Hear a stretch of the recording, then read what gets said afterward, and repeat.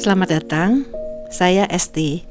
Kali ini saya akan menceritakan asal-usul mitologi Yunani.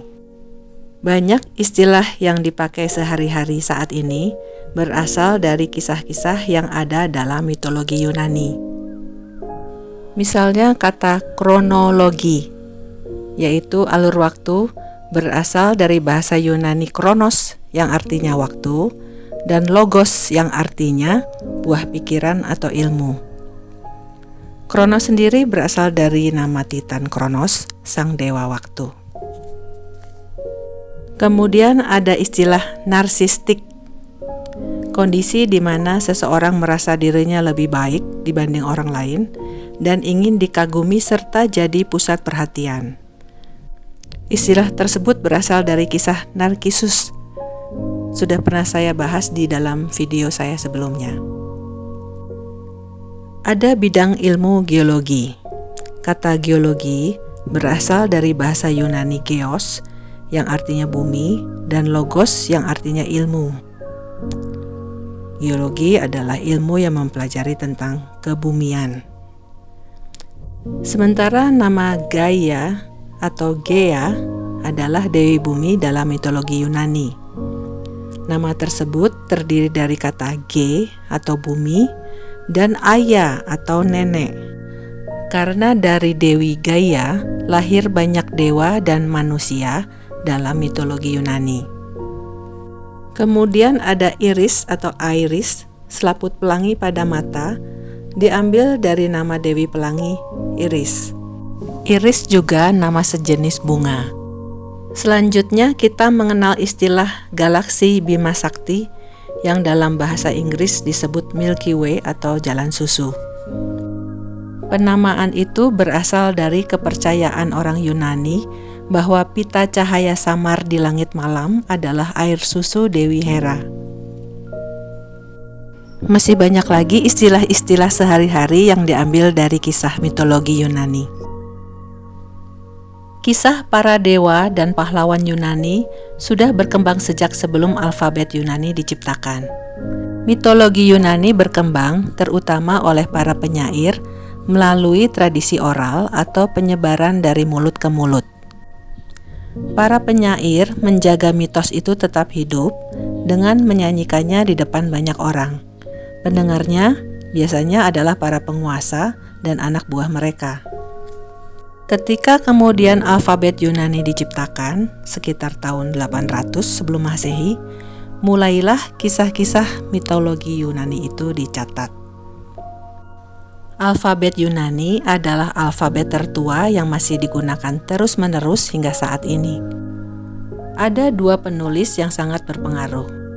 Mereka adalah Homeros dan Hesiodos. Homeros adalah orang pertama yang mencatat mitologi Yunani. Dua mahakaryanya adalah Iliad dan Odisseia. Dua syair itu sudah beredar dari generasi ke generasi. Homeros mungkin hanya menambahkan detil di sana-sini. Meskipun demikian, kedua puisi epik yang ditulis Homeros yang tunanetra ini merupakan karya fondasional sastra Yunani kuno. Iliad adalah syair kepahlawanan dalam kisah perang Troya. Sementara Odisseia bercerita tentang pasca perang Troya. Ada karya lain yang mengatasnamakan Homeros, yaitu Himne Homeros, bercerita tentang Demeter, Hermes, Afrodit, dan Dionysos. Karya tersebut ditulis oleh beberapa penulis yang berbeda. Penulis besar lainnya adalah Hesiodos. Dua karya monumentalnya adalah Erga Kai Hemerai dan Theogonia. Keduanya bercerita tentang penciptaan dunia, perang antar dewa, dan banjir besar. Selain dua karya itu, ia juga menulis banyak kisah pendek. Setelah Homerus dan Hesiodos, kemudian muncul penulis-penulis lainnya. Salah satunya adalah sejarawan Yunani Herodotos. Ia menyusun berbagai mitos lokal, khususnya mengenai kota-kota di Asia Minor dan kepulauan Yunani. Herodotos disebut sebagai bapak sejarah karena ia adalah sejarawan pertama yang mengumpulkan data secara sistematis, akurat, dan terstruktur. Mitologi Yunani, selain merupakan sekumpulan mitos dan legenda, merupakan bagian dari agama di Yunani kuno. Para sejarawan mempelajari mitologi Yunani untuk mengetahui keadaan politik, agama, dan peradaban Yunani kuno. Kebanyakan para dewa digambarkan seperti manusia, dilahirkan tapi tidak menua, kebal, dan bisa bersifat kasat mata. Orang Yunani menganggap bahwa para dewa abadi, di mana keabadian itu didapat dari konsumsi nektar dan ambrosia secara terus-menerus. Sebagian besar para dewa diasosiasikan dengan aspek tertentu dalam kehidupan manusia. Contohnya dewa perang, dewa musik, dewa kecantikan, dewa matahari, dan lain-lain.